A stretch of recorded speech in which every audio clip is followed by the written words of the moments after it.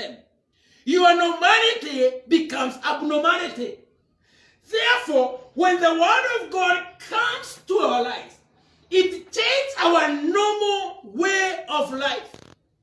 And we live in a different sphere, in a different formulation, in a different setup, in a different mindset. Our behaviors are changed. The way we treat, the way we look at things, the word of God is meant to bring effect. It is meant to change. But look at the tradition. The tradition hinders the change of the word. That is why we have people who hear. We have people who are preached to the truth.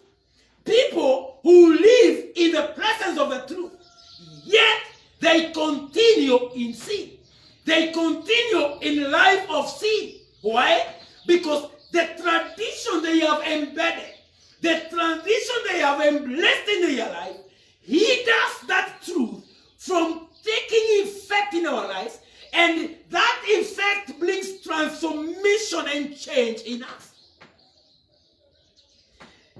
Traditions of men will always raise a bar to hinder God's desire, to hinder God's mindset, to hinder God's program. Jesus told them, your tradition, in another he told them, I don't have a problem with your argument. The only problem and the challenge I can see into your life is the tradition that you have embraced, that has been handed down over to you. And you take it like it is the truth. You own it like this is the reality. And this tradition will only take you far away from God. Look at another time when they were talking. And Jesus would speak to them. And they would say, we are sons of Abraham. We don't have any other father. John chapter 8. You don't have any other father. Our father is Abraham. And Jesus told them that if your father was Abraham, you would hear what I'm teaching. But your father is not Abraham. Because Abraham is the father of faith. Paul would say in the book of Galatians that seeing that we are now in Christ, we have become heirs. And we have become seed of Abraham. And we are supposed to be partakers of the promise of Abraham. Because we are in Christ. Christ came from the generation of Abraham.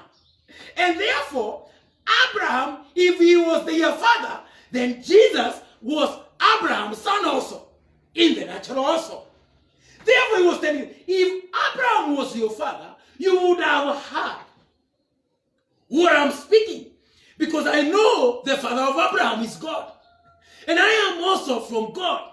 Therefore, if we come from the same father, whatever I'm speaking, you should identify me. But he told them, no. Something happened along the way. The course of tradition of truth changed. And whatever now you're believing is not the truth. Because if what you're believing is what Abraham gave forth, you would not be an enemy or a hindrance of what I'm speaking. And he would go further and tell them that you want to kill me. And you want to fulfill the desire of your father. And they said, who is our father? And he would speak to them. I think verse 44, he told them, your father is the devil. Satan is your father. Meaning, the source of traditions of men, the father of them is Satan.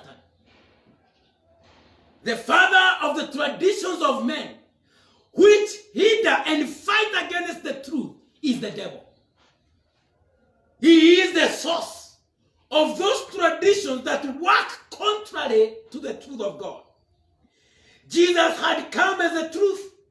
And this truth, when it came, this guy will not take it because they were not in the truth.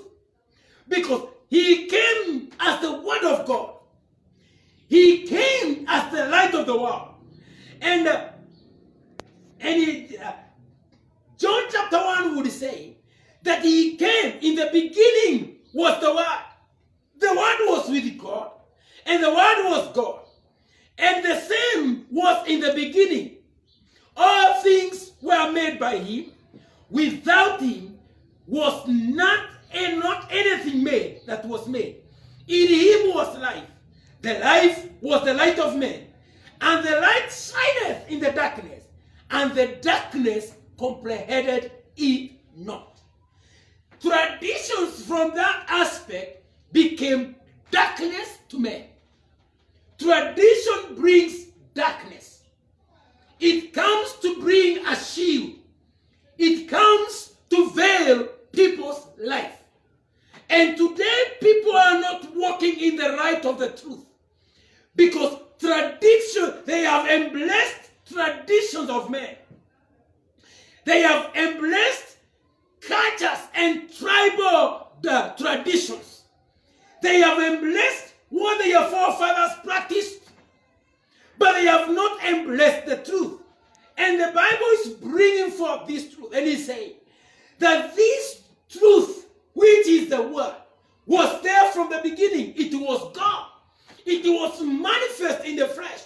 It came as the light of men, not the light of the earth. He came as the light of men. Jesus came to light up the hearts of men, to bring forth light in the darkness that was in men. The earth needs the sunshine, but man needs the Son of God.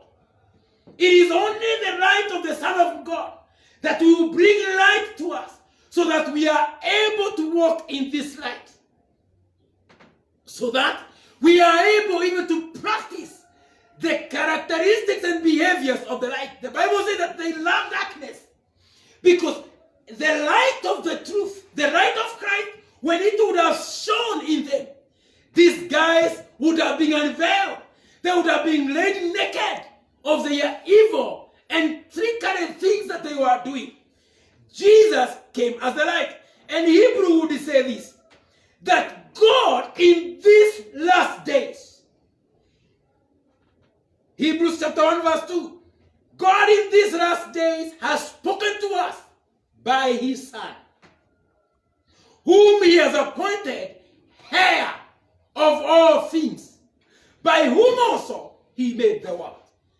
That which made the world, him who was made heir of all things, God have decided to speak and to minister to us by him and him alone. He had decided to speak to us by his Son.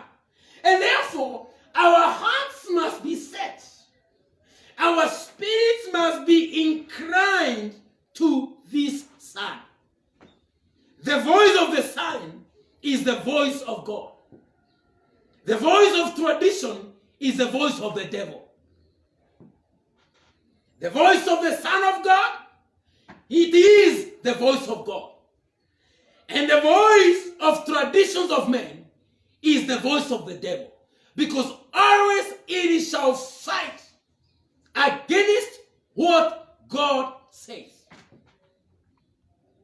Let me say, there is a danger in embracing the traditions of men. There is a great danger. And as a believer, you must hate with passion traditions of men. Because it is the greatest bondage and hindrance to where God wants to take you. I want to close with one case scenario. That we know how Israelites ended up in Egypt. And God has said they shall be there 400 years. And over time, after Joseph had died and his brothers had died, they left their generations in Egypt. And what happened? The Egyptian culture started creeping in their lives. And they embraced and they lived in this culture for many years. For many years they remained in Egypt. And that culture digged deep in them. And when God came to deliver them, it was not a big issue for God to bring them out of Egypt.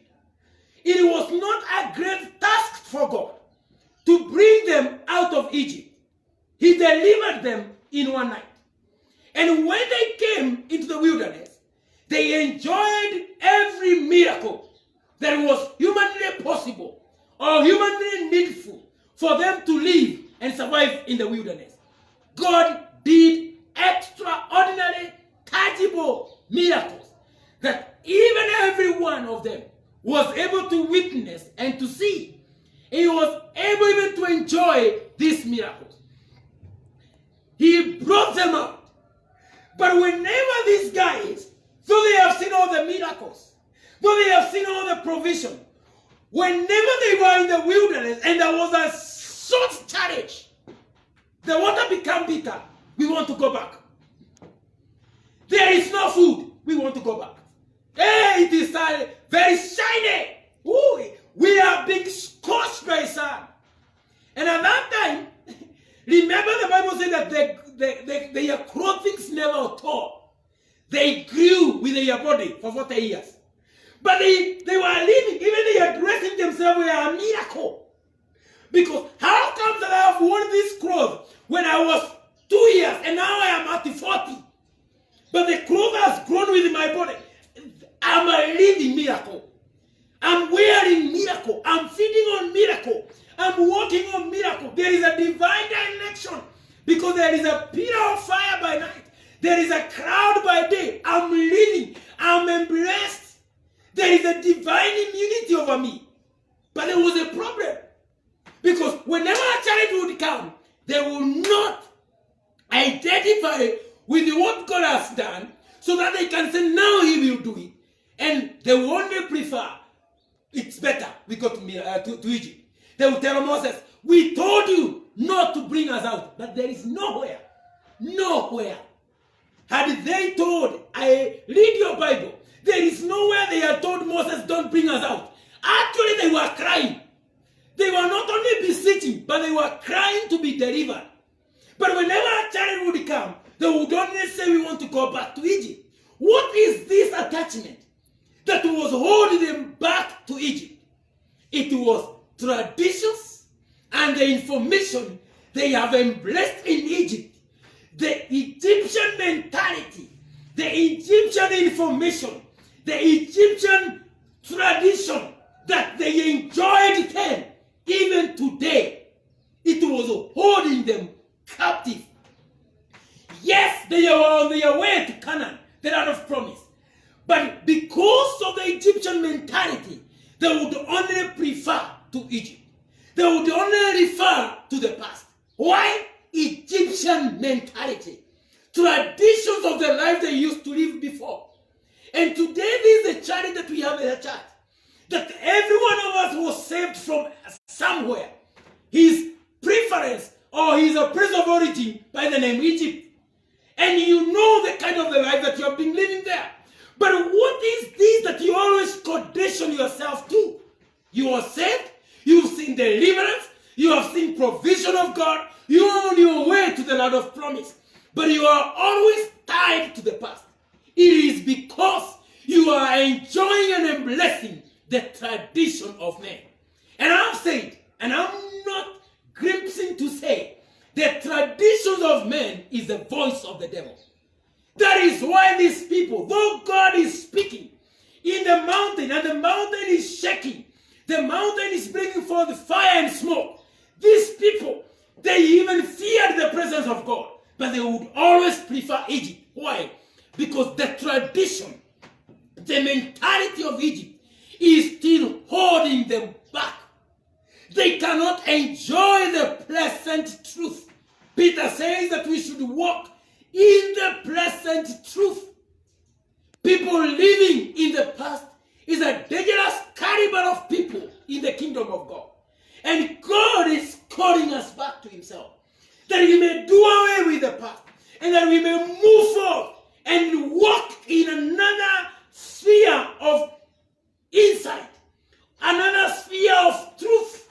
Another sphere of excellence of truth.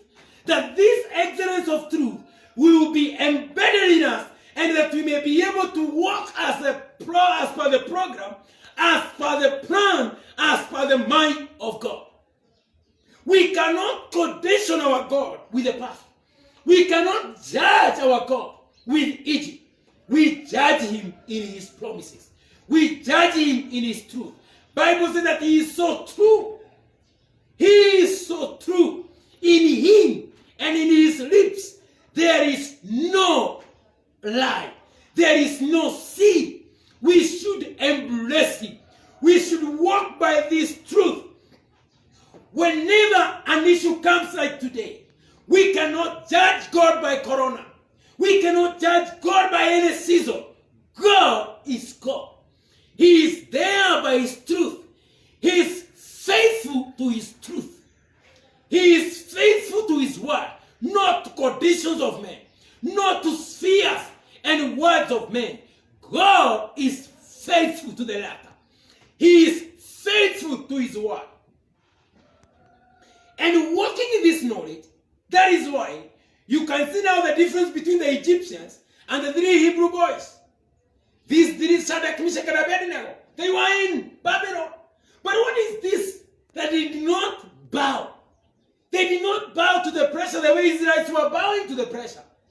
The Bible says in Daniel chapter 3 that these guys stood before the king and they told him, we know. There is an insight that we have about this God. That whether you multiply this fire, whether you increase it by how much, there is a God we know. And the God they knew, he is the same God who came and accompanied them in the fire. The insight of the God you know, he is the same God who will identify with you in every sphere and every situation of life. If you are limited in knowledge, revelational knowledge, I'm not talking of the head knowledge, I'm not talking of scripture memorization, I'm talking of illumination. Shadrach, Meshach, and Abednego had no memory verse in them, but they had an illumination. They had an insight of God, and they would say, this God we know. He is well able. He is well able to deliver us. We know him as God who is able. And I would say that even if he decides not, we will not bow. The insight that we have about this God, we are not prompted to bow to anything. We are not prompted to go down anywhere. David would bring it this way. When everyone was running away from Goliath, David had an insight of God, whom Saul the king could have not known, whom his brothers and the armies of Israel had not known, whom even the Philistines would not have known. And even Goliath would say, am I a dog that you come to me with a stick? David had a sight of God. And he told Goliath, I'm not coming to you with a stick. I came to you in the name. There is a God who has a name. There is a God who is able to create and to give himself a name in every situation. And God was out to give himself a name in the front of all Philistines and in the front of all Saul's army. He was out to give himself a name through a man who had an insight. How I pray that the insight that we may have in God, the illumination of truth that we shall have, God, through the illumination, he will give himself a name in your life. He will give himself a name even in your situation.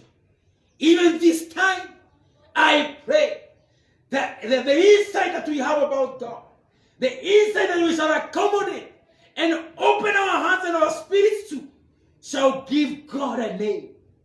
People have come up with many theories, but how I pray that this insight of God whom we have, who is well able, and with him all things are possible, that he will give himself a name. There is no situation that doesn't have a name. There is no season that has no name, but we have a name. Bible says that God has given Jesus a name. that is above every other name. And after the name of Jesus, every knee should bow. It is by insight that this name comes into play. No wonder that is why the king would say, we had thrown 3 guys in the fire, but I see the 4th one. But look at the conversation between Shadrach, Meshach, and Abednego and the king. They had introduced the 4th name, which the king could not capture in the physical. Because they said, we know the God we know. They had mentioned him before the fire. But in the fire, now the God they had mentioned has become the real person. He had become manifest. The insight of the God you know will be physically manifest in your situation. He will bring solution that will be tangible, that will be evident, that will be seen, that will be attested to. God desires to manifest himself in us and through us. And the only way is walking in the illumination of truth, walking in insight, walking in true sight. And with that in mind, I would like to say, Paul concluding, he would say to Timothy, I know the God I have believed, and I am persuaded. I know. Paul talking in the book of Galatians would say that God brought revelations. I was not taught by men. My eyes were opened, and I was able to see him. And when I saw him, now I know him. We would tell Timothy, I know whom I have believed. It is not head knowledge. It is revelational knowledge. It is the insight of truth that I know him. And I know him who I have believed. I know his capacity, as we said last Sunday. I know his ability. I know his integrity. And then he would say, now I am persuaded. Sight, knowledge, belief, and persuasion. Sight, knowledge, belief, and persuasion. You cannot be persuaded if you have not believed. You cannot believe if you don't have an insight of him. And you cannot have an insight of him if your eyes of the Spirit are not open. We need to embrace this truth. We need to desire to see him as he is. I know him whom I have believed, and I am persuaded. I'm persuaded. There is nothing I can worry. There is no cause of alarm. I'm persuaded. Why? I walk in the illumination of the truth. And Paul would say that nothing would keep me away from the love of God. Nothing can separate me. Let nothing, not with your mindset. The only way not to be separated from the love of God is by virtue of insight. You have known him so closely. You have a close, intimate revelation of him that there is nothing from outside that would come to separate you from the love, from the truth, and from the faith that you have believed in while you are walking in the light of the truth. Moses, the book of Psalms says that Moses knew the ways of God, but the Israelites knew the deeds of God. That is why, because Israelites walked by deed, they would backslide anytime. But because Moses had an illumination of God, and he knew his ways, he had a capture of who he is, Moses could not backslide. He could not move away. He could not throw in the towel. He could not surrender his way of life and belief, and even his leadership, because Moses had a revelation of God. Do not throw in the towel. Do not give up. Seek the revelation of truth. Seek to walk in insight and the depths of God. Miracles cannot keep you away from backsliding. But The revelation of the truth will keep you on track. No miracle would keep you on track. Only the truth would keep you on track. Gehazi backslided because of greed. He had seen every miracle, but he was not walking as per the truth. Therefore, he could walk away. Though he had done, and he had even been used to do miracles, he had seen Elisha do miracles, he finally inherited leprosy. Well, because of walking by miracles and provisions. But Elisha remained true to the truth, and he could not backslide. Learn to live by truth. Learn to sit down and understand the truth. Do not be driven. Do not be attracted by the charismatic movements, charismatic miracles. Do not be drawn nigh by the miracles. Be drawn nigh to the truth. The way Jesus spoke of Mary and said, Mother, you are troubled for many things, but Mary has chosen the best, to sit at the feet of my feet and to listen to this truth. And Jesus would say, what she has chosen cannot be taken away from her. Run to sit to the truth. Walk by the truth. It shall not be taken away from you. It shall send you. It shall keep you. It shall bring you to the utter victory that God has so desired to give into your life. Therefore, may the Lord bless you and may the Lord keep you. May his face shine upon you. May he redeem you even in this hour. May he cause you and cause the eyes of your understanding to be open. May he cause you to have a great hunger and a thirst of the truth, not of anything else, but of him, that your desire would be him and him alone. The Lord bless you for listening to us and even for having time with us. May he graciously give you victory over everything that appertains to your life. In Jesus' name. Let's pray. Father, we thank you. It is indeed your truth, oh God, brings change. It brings transformation. And I pray that, God, you would open the eyes of our understanding, that we may be able to know the hope. That we may be able even to come into contact and embrace and hold fast to this hope. The hope that has become the anchor of our lives. The hope that has become the true anchor that has gone beyond the veil. I pray that you shall transform the hearts of our dear ones. You cause them to have a turnaround through this truth, because truth carries with itself power and ability. I pray that this truth will bring revolution, change, and even a little factoring of true foundational ground on which we can build upon, and we may be assured of our stability and our longevity of life, our sustainability, and our firmness, oh God. I thank you, Lord. I bless you.